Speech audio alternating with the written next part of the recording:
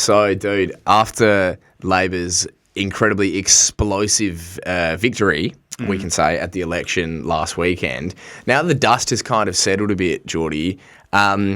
What is the kind of ongoing fallout that we're now dealing with from Labor's win last weekend? Yeah, so the last time we did a podcast was on Monday. Mm-hmm. Obviously, the Liberal Party was without a leader. Peter Dutton is now gone. And then through the week, what came obvious was that Adam Bandt, the leader of the Greens, was not going to retain his seat in Melbourne. Quite funny. Funny, also, I guess sad for all Green supporters out there. I empathise with you. Yeah, and I empathise with the Libs for losing Dutton as well. Correct. Albanese managed to decapitate both parties in one fell swoop. He did. Yeah. So the Greens are going to go from 4 seats in the lower house of Reps to 1 seat, the seat of Ryan in Queensland. Yeah. What has eventuated, though, what is bleedingly obvious, is that the Liberal Party is very divided. Yeah. So on one hand, we have the kind of more conservative right-wing element of the party, trying to lurch the party further to the right, saying that we didn't go hard enough, we didn't embrace kind of MAGA Trump-style tactics far enough. Yeah. And then we have the more moderate You kind of like your Malcolm Turnbull type characters. The more moderate wing of the party who's saying, hang on a second, no, we lost the 2022 election for the same reasons.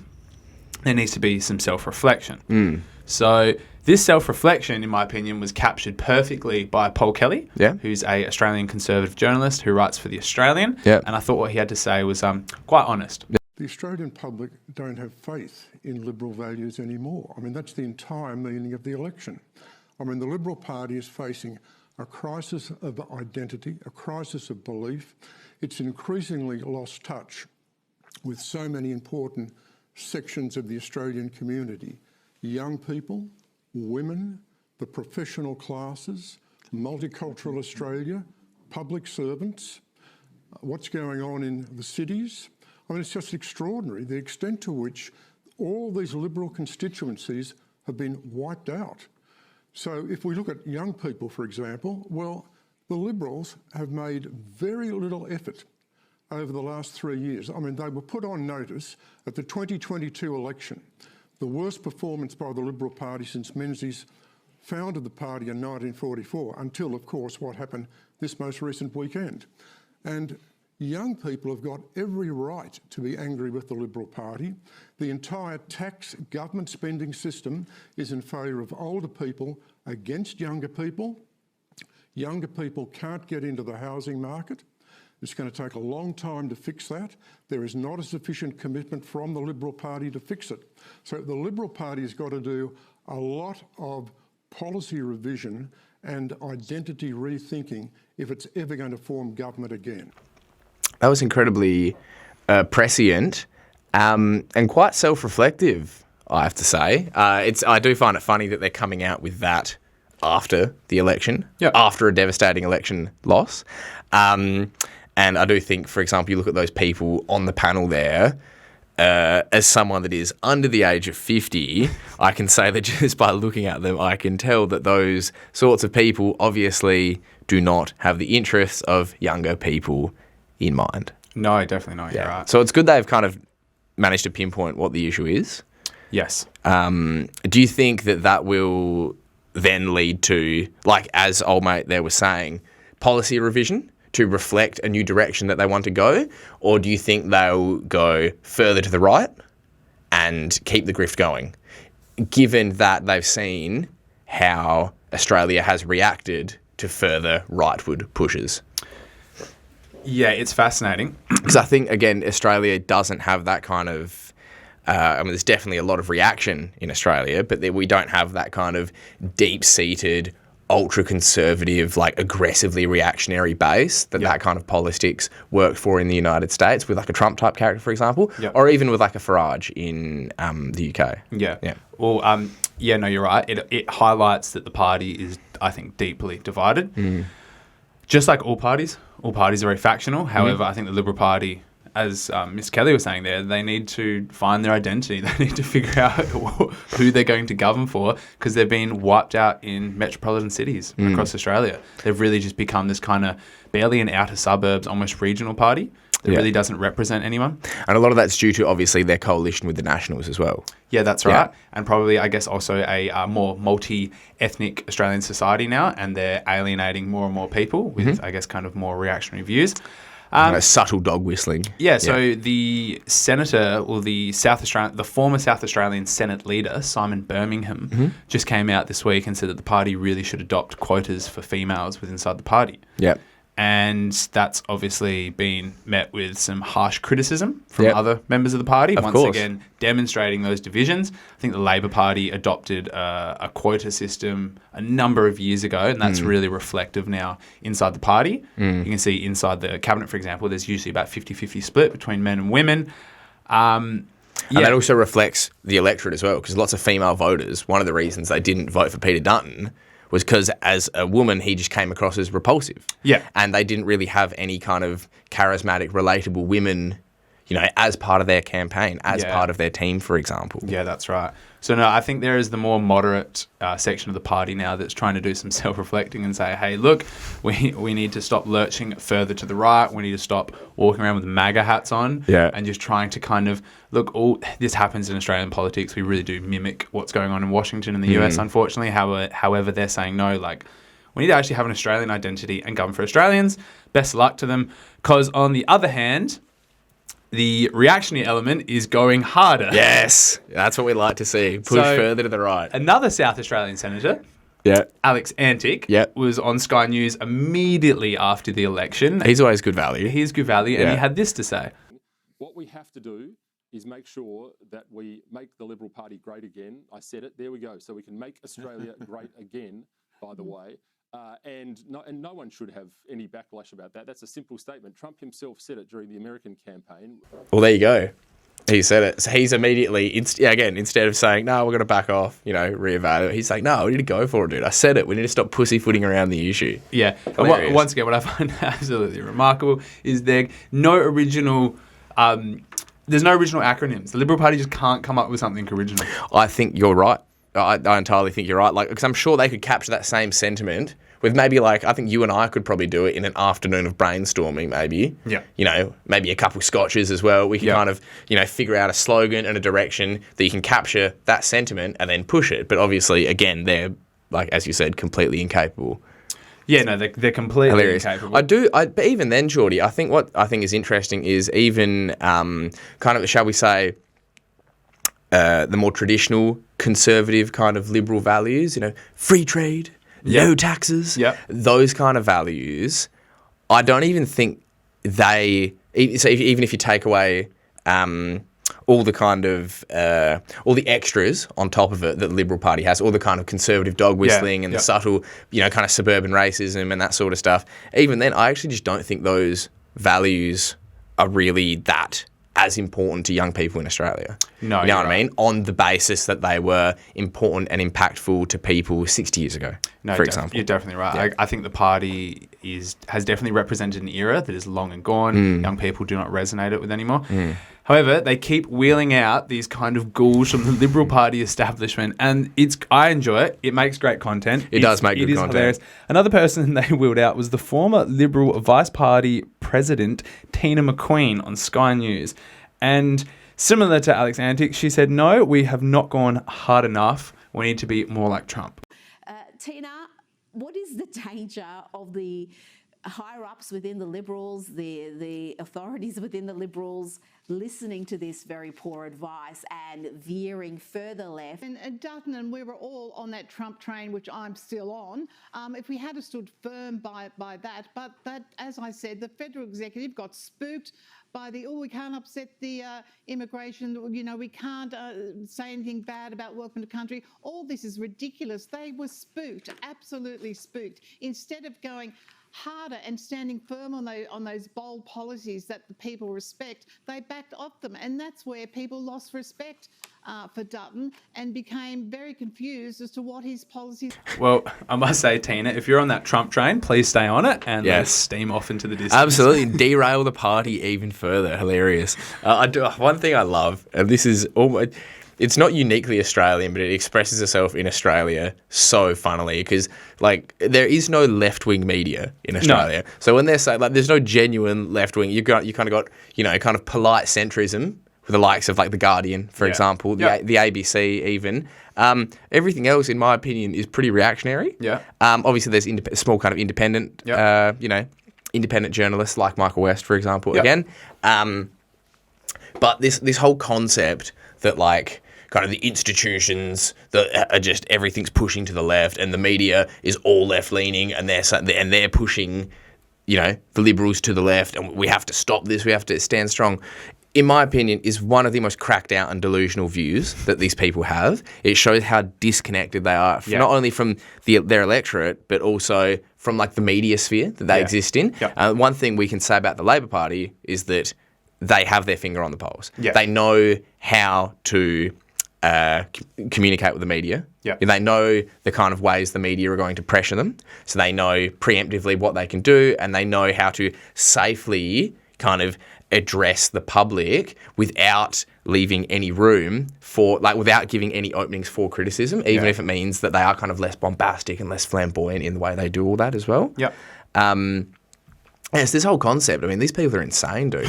Like you're saying, keep going further. Oh, it's wild. Yeah, it's really good to watch in real time. It is, man. It is. So the Liberal Party don't have a leader, and next Tuesday they will vote on whether Angus Taylor or Susan Lee will lead the party. That's funny. Again, if they vote Susan Lee, which in my opinion she probably seems a bit more competent than Angus Taylor. And probably a few less scandals as well. Angus Taylor's kind of up to his eyeballs in dodgy dealings and pretty corrupt stuff in the past. Well, I'm going to get onto that. Please do.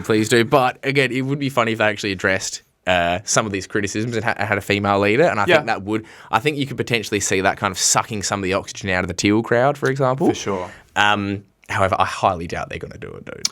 Well, last time I checked on Sportsbet, which gives you a great insight into who's going to be the next politician or party leader, Susan Lee was paying, I think, $1.70 and Angus Taylor $2.70. Oh, so good odds on either leader. Good odds on either, And then just this week, we saw Jacinta Price, the very reactionary senator from the Northern Territory, defect from the Nationals to the Liberal Party. Of course. And she is running as the deputy with Angus Taylor to represent the much more reactionary side of the Liberal Party.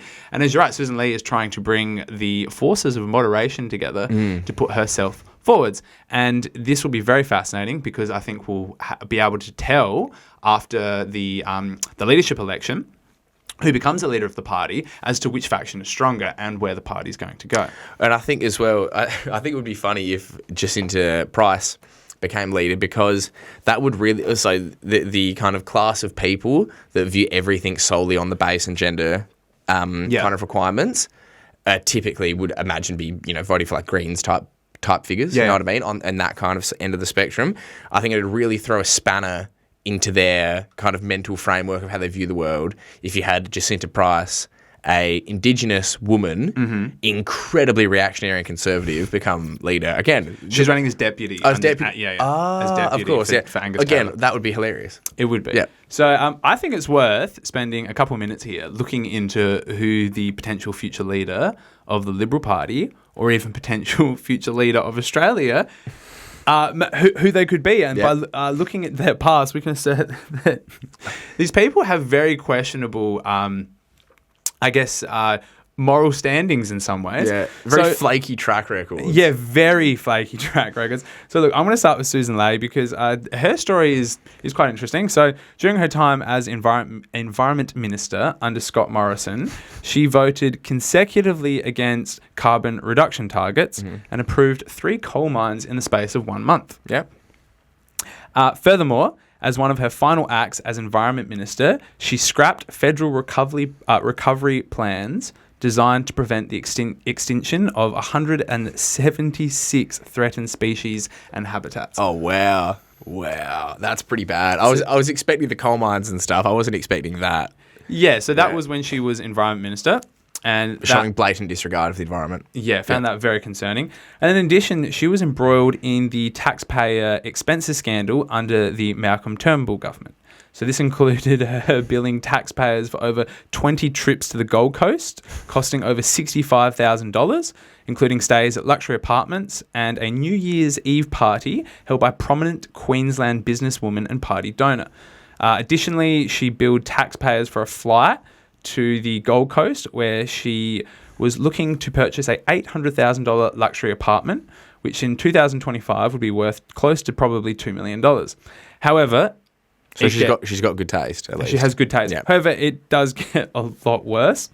During this period, she claimed over $76,000 expenses for a 7-day trip to the US, which works out to at $10,000 a day. That's impressive.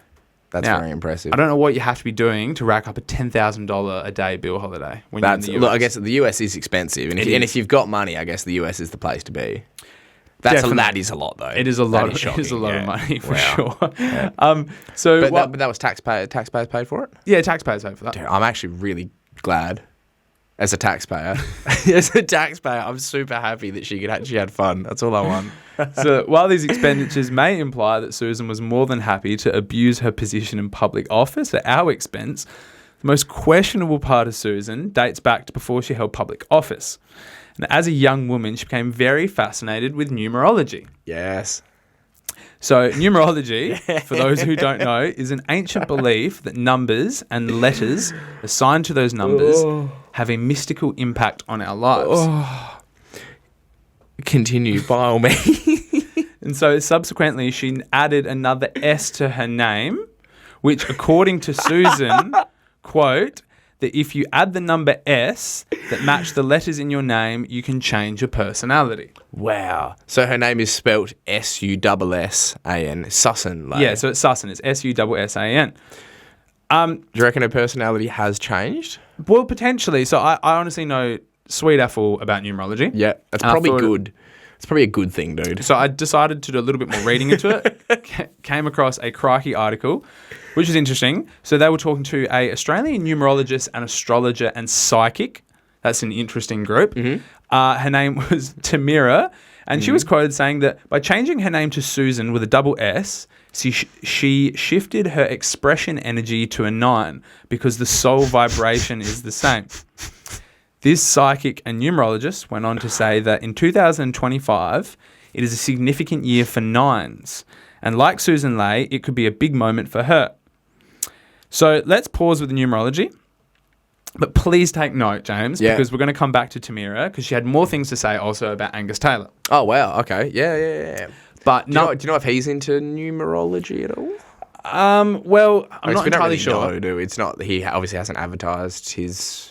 Yeah. He hasn't. However, running against Susan is Angus Taylor. That's Angus with 1 S, not 2. Yep. Important to note. To note, yep. So Angus is a graduate from the prestigious British New College, Oxford School. He completed a master's in economic philosophy. Mm-hmm. However, you probably wouldn't know this if you listen to him. He doesn't come across as being a highly educated Oxford student. No, he doesn't actually. That was a surprise when I found that out, to be honest. Yeah. However, education aside, personality aside. Yep. Angus, when he was energy minister back in 2017, he was caught up in the Watergate scandal. Yep. So you're familiar with the Watergate Absolutely. scandal. For those who don't know, this is very important. This could be the future leader of the Liberal Party. It, in my opinion, though, however, blows anything out of the water that Susan Lay may have done. Stop. So back in 2017, when Angus Taylor was serving as the energy minister in the Turnbull government, the federal government purchased $80 million in buyback water schemes from a company called Eastern Australia Agriculture. The reason that the government was buying back water was that too many private enterprises, too many agricultural companies in Australia had been hoarding this water. Yes. And so obviously starving the Darling Basin and the Murray of water. Yep. So the federal government went in and decided, okay, we're going to do a water buyback scheme. Yep. We're going to purchase this water. Yep. It's shocking that it got to that situation. Of course, yeah.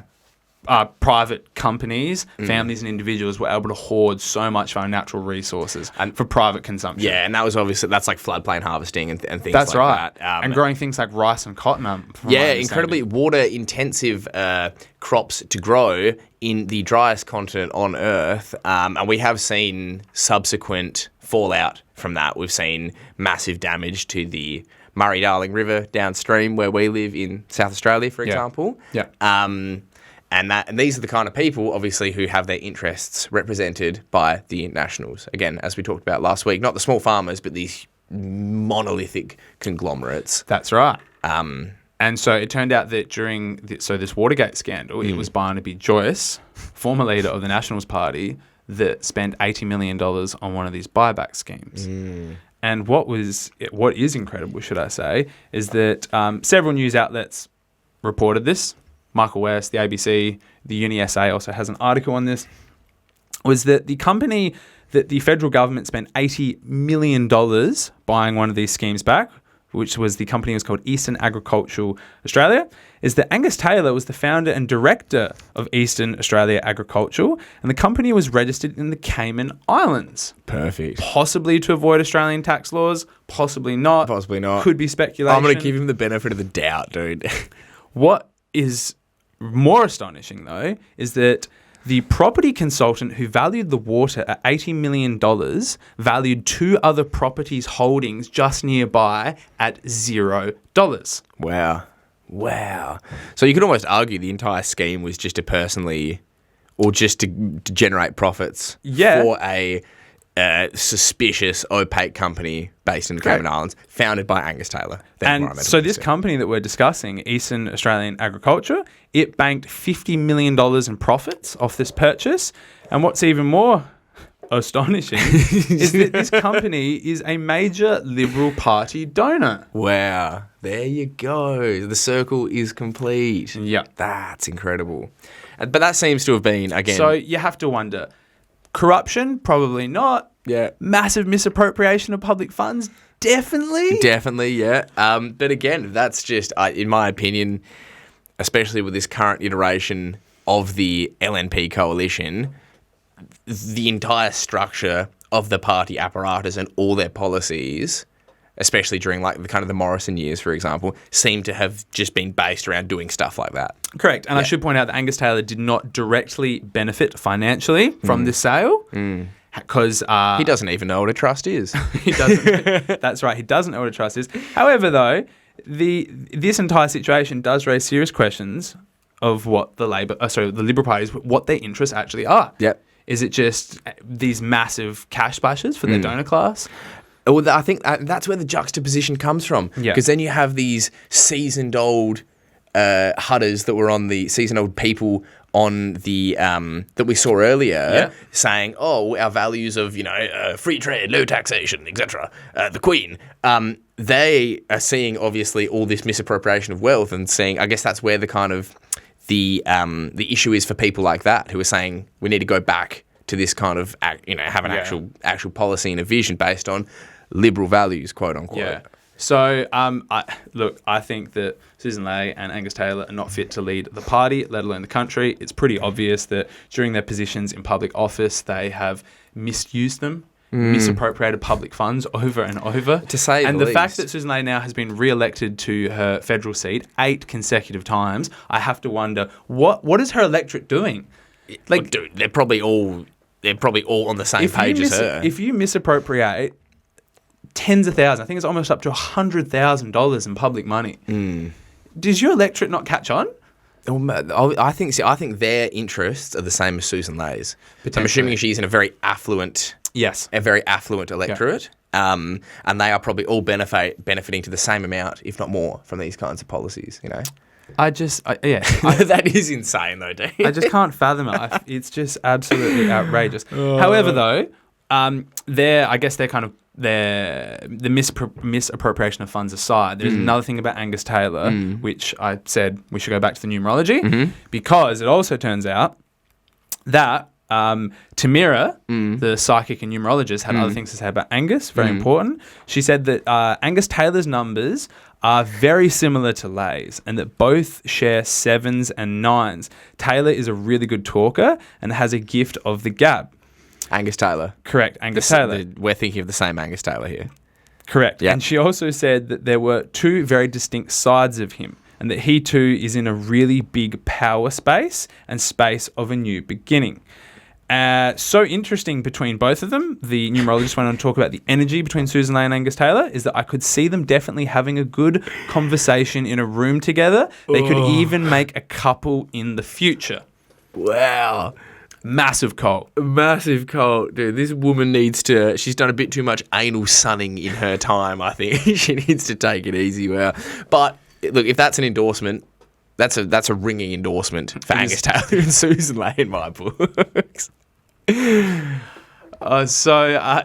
week we will find out whether the number 9 will truly be prominent this year.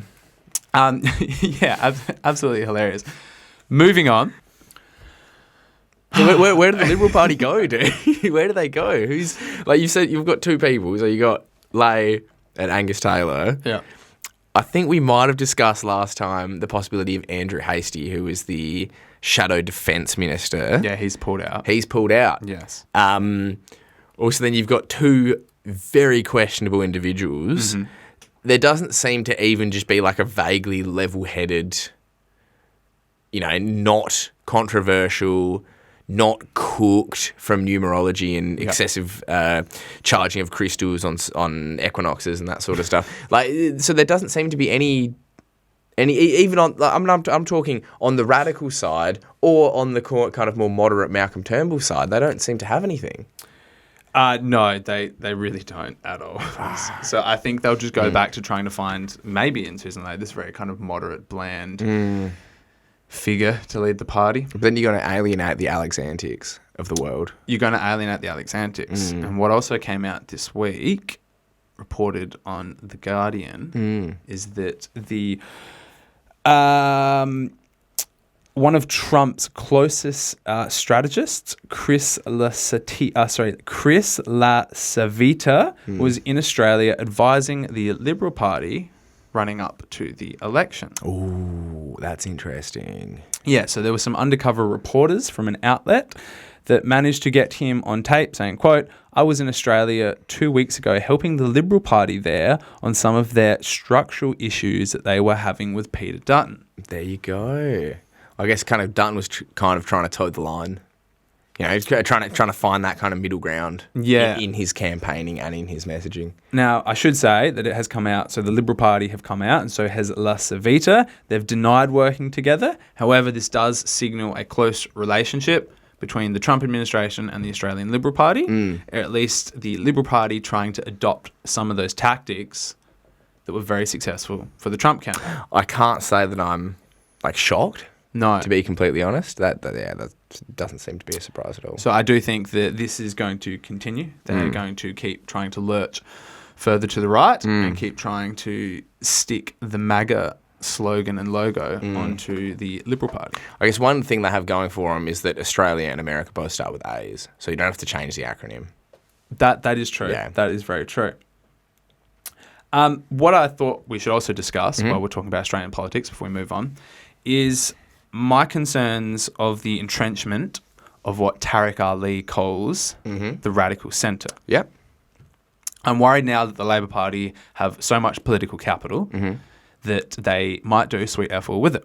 Yes. They might see that they've entrenched their position so far into federal politics here. And decimated the opposition. For the next 5 to 10 years, potentially, is that they may see themselves being able to just perpetuate sweet F-all. What are your thoughts on that? That is exactly my fear. I think we talked about this last week. They do have kind of a pretty big mandate, unprecedented in recent history, and that does give them a mandate. That does give them the breathing room to do nothing. Yeah. I'd kind of compare it to like a Tony Blair type era.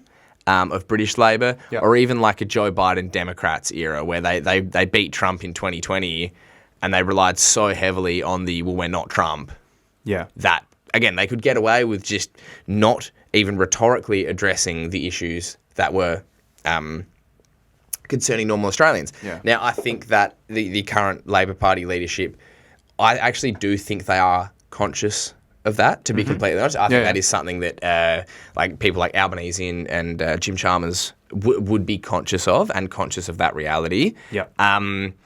But again, the people that pull the strings, kind of the faction bosses, shall we say, in the Labor Party, and the interests that they represent, it might be better for those interests to keep wealth inequality growing, keep impoverishing working class Australians, and then at the end of the day, everyone gets so pissed off they vote back for the Conservatives or for a new, even further right party that can do nothing again, and then the cycle just repeats. And that's, for me, always been the massive issue with two-party electoral system.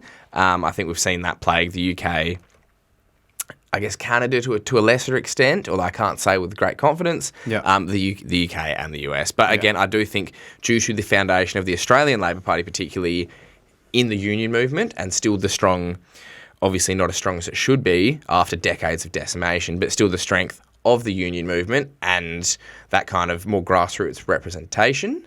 I think they will still be aware of that and still trying to be continuing to push and implement policies. But again, I think we've seen the electoral map shift. So the Labor electorates are no longer working class kind of electorates, not as strong, but they're now moving to the kind of inner city managerial, class, the managerial consultant kind of electoral space. No, well said. Well said. And then they will again have to appeal to those people's demands, essentially. So, but again, this, I think they're in a position where they can implement a broad range of policies and a broad kind of structure that will push things forward for most Aussies, as we've discussed in the last couple of eps where we've talked about this. But there's always that risk as the electoral map changes as well. No, for sure. And we don't know what goes on behind the scenes. Like, Australian politics is very opaque. No, it's not like US politics, you know what I mean? Like where you do get a bit more of this info, just the scale of it all and the kind of bombast of it all. You get a bit more of this coming out, and we don't have that. No, but there's definitely going to be an entrenchment on foreign policy. The Labor Party supporting AUKUS. There definitely will be not a great deal done about Australia's housing crisis.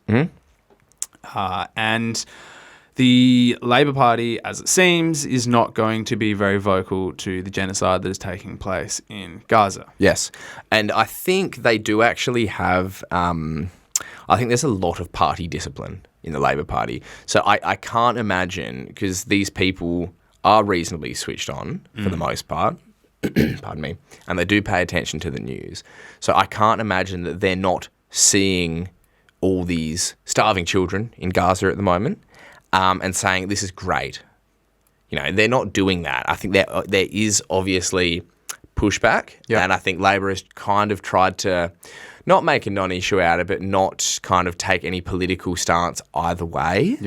But then again, that limits them because they're afraid to even even just do basic condemnations of breaches of international law and humanitarian rights, which, I mean, you can still... we know that, but I don't support Israel at all. But you can still support them and say what you're doing is wrong. You have the right to exist as much as any state has a right to exist, but you're doing what you're doing is terrible. But we'll get into that on the next segment. Yes, we definitely will. But again, those kind of interests and that lobby in Australia is very strong. It's still very powerful. It's still very strong, and they have to appeal to those interests in order to continue their domestic policy platform. They will still have to appeal to those interests. Same with AUKUS. Same with the United States. However, so just building on that, as you said, there's definitely this factional interests which come through. Just this week, they purged Mark Dreyfus, the Attorney General, and they also purged, my God, his name's slipping me right now. He is the only Muslim member of the Labor Party that holds a federal seat. And he was just purged as well. And apparently, from my understanding, is that he did hold very critical views on not only what Israel's doing, but Labor's very tepid response to the whole crisis as well. Of course. So you can see them, in my opinion, trying to purge the more kind of radical progressive side. that want to be vocal about what's going on in Gaza, and the more kind of right side and trying to entrench this centrist position of doing absolutely nothing. Nothing. But even then, it's not like Australia isn't going to be like nothing that just we'll use the Israel Gaza situation as an example. We're not a power broker in the Middle East. No. We're not. No, We're not going to be going there sending naval ships and aircraft to stop Israel or to aid Israel. You know what I mean? Yeah, it's not like we can actually really do anything materially about it. But at the end of the day, the fact that they can't even immaterially do something about it, and just the fact abide they by refrain from doing that, and abide by standards of international law and norms and things which like that. we propose to uphold. Yes. Another thing is that came out after the US election where Kamala Harris lost, and lots of polling and research done afterwards it was actually like almost directly indicated that her complete insipid response to the humanitarian disaster going on was what turned off a winning share of voters from voting for her. Yeah. You know, like there was like a direct, like the numbers all added up that said if you had done something about this, you would have gotten into power. Yeah. You know, Definitely. I just wanted to share the recent article I read by Jeff Rich. yeah. Shout out Jeff. Shout out Shout Jeff Rich. Rich. Really, really interesting article. I Burning think archive. he's sort of encapsulated this radical centrist position that the Labor Party is going to hold. As he noted, back in the Hawke era of the 1980s, Labor Party was getting 50% of the primary vote. That started to slip. So even though that's important to note, even though they won the last election with a massive majority in seats, their first party preferred vote, what was it, about 30? Just over 30%, so There about you 1/3 go. of the country. I'll get onto this. Please do, yeah. Jeff talks about this. Just as a footnote, I'd like to add, I was listening to Robbie Barwick from the Australian Citizens Party the other day. Yep. And he had some really Shout out to Robbie Barwick, Australian Citizens Party. Yeah. interesting to say about the demise of the Labor Party in the 1980s, the rise of the Greens, and a lot of the voter base of the Labor Party being pulled away and quite alienated by some of their lack of environmental response. And he was saying that Robbie Barwick had read a book by Graham Richardson, who was a New South Wales Labor senator. And in the book, he openly brags and talks about how the Labor Party were getting donations and channeling and using those donations and the money to run ads in support of the Greens in targeted seats, because they knew going forwards that the preferential voting system would channel the Greens votes back to the Labor Party. Ah, wow. And so they said, that's fine, let them go vote for the Greens. We'll just make sure that those votes come back to us in the long run anyway. Of course. So even if we lose 10% of the primary vote, we'll get them in preferences. But it seems completely counterintuitive, doesn't it? Yeah. You're funding money to promote a quote-unquote rival party. yeah, but they realised that people are going to Exactly. leave anyway and not vote for them. So. Wow, that's hilarious. Yeah. That's amazing. Yeah. As you said, it's these things that come out that aren't in the public, these kind of interesting little stories in Australian politics that just, And again, that no one would ever think that would happen. No, you know, wouldn't. unless you're a bit more politically savvy. That's just beyond the realm of Of our imagination. Yeah, of your imagination. And it's a Incredible. complete violation of the AEC. It's a misappropriation of funds. Of funds, yeah. Yeah, it's absolutely insane. So anyway, as Jeff Rich was pointing out, he was talking about the division. The problem with the preferential system is that the voting system, even though 1/3% of the country voted for the Labor Party and the other third voted for the Liberals and the other third for independents and minor parties, is that now that Labor has this massive mandate, they don't represent the majority of the country. They only represent 1/3. So he was saying that, of course, the electoral system in Australia translates these multifarious spread of votes into a simpler, starker seat count. This system accounts for the fact that with just 2% more of the vote, the Labor Party has received double the seats of the coalition in the lower house. Australia has a two-party political system, but a multi-party fragmented society. Yet the political culture wants to pretend that 1/3 of the country voting with highly variable passions for one party has united the country behind a mandate. Jeff went on to say, I am reliably informed that nuclear energy, work-from-home policies, student debt, reaction to anti-Chinese rhetoric in Australia's large Chinese population, and housing were the more decisive issues than Trump. Yep. Our political system, its institutions and culture are in advanced decay. Our political elites follow the political culture of the nihilistic, oligarchic Washington gang, whether MAGA, Republican or Democrat. The people outside the system cry out for something better by voting for minor parties. This is the silent cry for my country that is muffled beneath the appalling rejection of Trump. In truth, we are trapped in the ethos of manipulative partisan elites while the public yearn for more consensual ways of governing to fix our real and substantial problems. Very well said. Yeah, very well said. Very Jeff. well said. Yep, exactly. And I guess like that is an issue with the preferential voting system. Yep. I do like the preferential voting Yeah. system though. I think This is the reality that it generates. this is the reality though. that it generates though, but I think it does provide the potential for a more, I hate to use the term robust democracy. I think potentially it can. Yeah, But a again, more stable, a more stable political system that doesn't rely on coalition building. yes. Yeah. But then again, the political realities on the ground at the end of the day will dictate the outcome. So that is very interesting, and I think he is completely correct. No, I think he is completely correct for sure. Yeah. So it'll be, really fascinating to see what happens. I was listening to Alexander Macoros on the Duran, and his his analysis on the Australian election was that something similar might happen in 5 to 10 years as 2/3 of the population here in Australia that didn't vote for the Labor Party become more and more alienated from its, I guess, kind of perceived lack of action on issues. That will allow another political force to surge in Australia. True, yes. Whether that will be a One Nation or another minor party or more independence. Yeah. I think we'll see more and more that a large portion of Australia will not be happy with the Labor Party. No, exactly. And that, I think, will lead to conditions like in the UK where you've got like UKIP, for example, and their massive kind of increase in public support and vote share, which I think at the end of the day, they are actually worse for the everyday person. Yeah. But the everyday person doesn't see it that No, way, that's right. for example. Yeah. All right, let's wrap it up. Let's wrap it up. We're going to hopefully there will be some, how can I say, wise, responsible governance from the Labor Party over the next term and potentially 2 terms. But I think they need to accept the reality of what they implement now, like starting from now, is going to dictate, like we're at a crossroads in history to a certain extent, and that will dictate how the next, I think, like 30, 40 years will unfold. Yeah, and whether they'll actually be able to build a political vision and reform the country over the next 5 to 10 years in a positive direction. Absolutely, mate. All right, James, let's leave it there. Like and subscribe. We'll see you later. Bye. Ciao.